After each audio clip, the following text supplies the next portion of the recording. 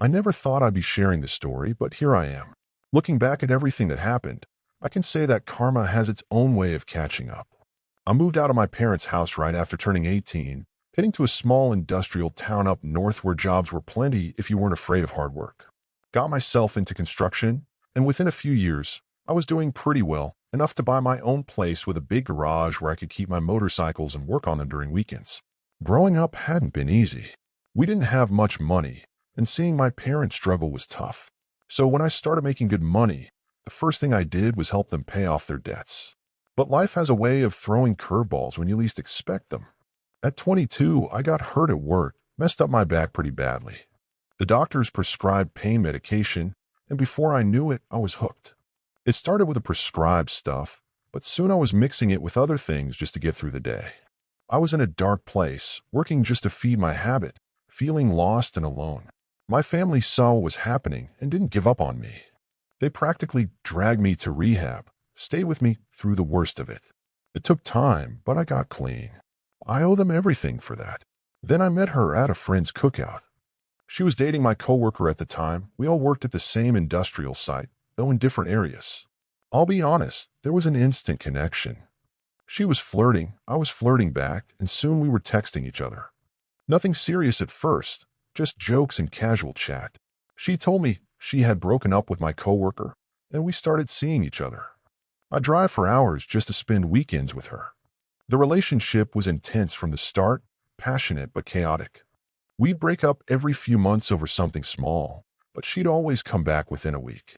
It became such a pattern that I stopped taking our breakups seriously. Looking back, I should have seen the red flags. Every time I planned something special for her, she'd find a reason to start a fight.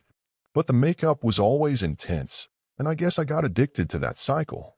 It wasn't healthy, but at the time, it felt normal. Things started to change when I took a solo trip to Europe during one of our breaks. I spent 4 months backpacking through different countries, meeting new people, and for the first time in years, I felt genuinely happy. I came back with plans to sell my house and move somewhere warmer, maybe just work up north during the busy seasons. That's when she came back into my life, talking about marriage and starting a family.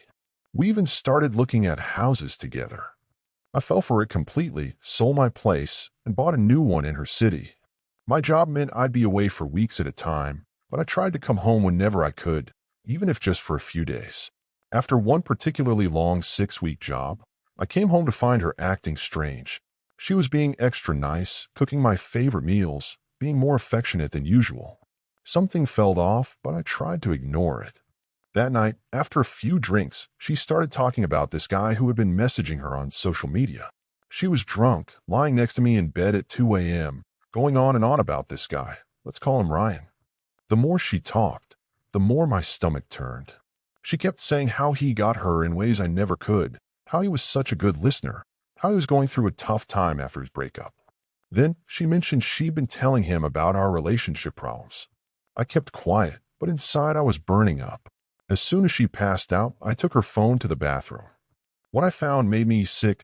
They'd been sending each other pictures, not just recently, but even before our 4-month break. We've been living together for almost a year at this point. I woke her up and showed her the messages. She started crying and making excuses, but I couldn't take it. I left to stay at my friend Marcus's place for the night. She kept calling and texting, but I ignored everything. When I went home the next morning, I found her passed out in the kitchen. She'd had a panic attack and hit her head on the counter. After she came around, she finally told me everything. She'd been hooking up with Ryan before our 4-month break. She said she broke up with me back then because she thought I was catching on. Then after I got back from Europe, she wanted to get back together. But that wasn't even the worst part.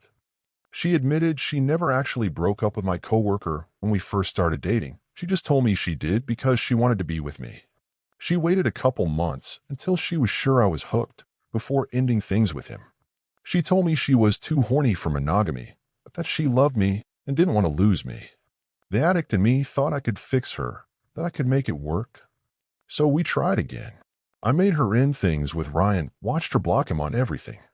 Deep down, I knew it was pointless, but I wanted so badly to believe. I wanted that perfect family life, wanted to make my parents proud, show them how far I'd come from my addiction days. But things only got worse. She started being secretive with her phone, getting calls at weird hours, lying about where she was going. One day while she was showering, I checked her phone again. She'd unblocked Ryan and a bunch of other guys. When I confronted her, she made me feel crazy for being suspicious. But I kept digging and found messages with multiple guys. The worst was one to Ryan saying she missed their last hookup and couldn't wait for the next one. I took screenshots of everything and started planning. Her birthday was coming up, and I knew exactly what I was going to do. I rented a fancy hotel room and told everyone I had a big surprise planned. Her friends were all excited, thinking I was going to propose. She was falling for it, too. You could see it in her face whenever someone mentioned her upcoming birthday. I set everything up perfectly: candles, champagne, romantic music. Her friends were there with their phones out, ready to record what they thought would be a proposal. I gave this whole speech about our journey together and our future. Instead of pulling out a ring, I handed her printed copies of all her messages with Ryan and the other guys. You should have seen her face change as she read them. Her friends went from excited squeals to dead silence. I told everyone there exactly what she'd been doing behind my back. All the lying and cheating.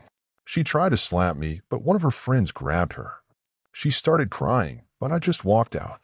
I hadn't really planned what to do after that, but the next morning I called my friend Travis, who sells real estate. He helped me get the house listed right away.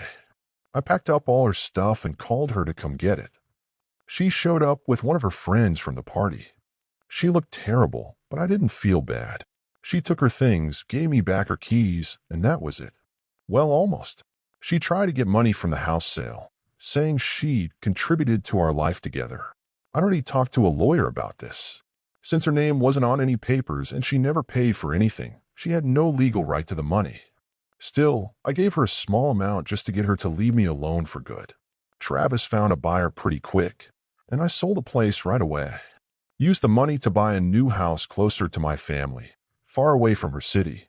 That was 6 months ago. Now I'm working on myself, going to therapy, hitting the gym, focusing on my job. I'm not ready to date yet, and I definitely won't be buying property with someone I can't trust ever again. The old wounds are still healing, but I'm getting there. My family's been amazing through all of this. Just like they helped me get clean years ago, they're helping me rebuild my life now. I'm planning another trip to Europe soon. Something about traveling helps clear my head. Writing this down has helped me process everything. Sometimes I can't believe I let myself get caught up in such a mess, but I guess love, or what we think is love, makes us do stupid things. I learned my lesson the hard way, but at least I learned it. To anyone going through something similar, don't ignore the red flags like I did. When someone shows you who they are, believe them the first time. And remember, it's better to be alone than with someone who makes you feel alone. These days, I'm focusing on the good things in life. My job's going well, I've got my family and real friends around me, and I'm slowly getting back to being myself again. Sure, there are tough days, but they're getting fewer and farther between. I still work in construction, still have my motorcycles, still enjoy the simple things in life. But now I do it all without constantly looking over my shoulder, wondering if I'm being lied to. That's worth more than any relationship. I don't hate her anymore. That takes too much energy. I just hope she gets help for her issues.